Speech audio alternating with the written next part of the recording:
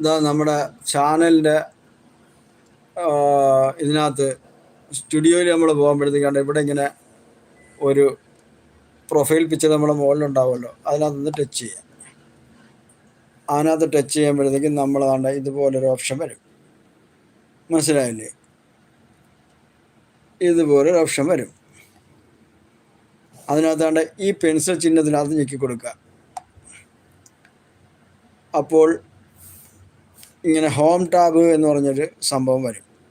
ആ ഹോം ടാബിനകത്ത് നമ്മൾ തൊട്ട് കൊടുക്കുമ്പോഴത്തേക്ക് നമ്മുടെ ഫോർ യു എന്നുള്ള ഈ രണ്ട് ഓപ്ഷനും ഓപ്പൺ ആക്കി ഇടണം കേട്ടോ. എന്നിട്ട് മോർ സെറ്റിംഗ് എന്നുള്ളത് നമ്മൾ കൊടുത്തു കഴിയുമ്പോഴത്തേക്ക് ദാ ഇതുപോലെ വരും. വീഡിയോസ്, ഷോർട്ട്, അതുപോലെ തന്നെ ലൈവ്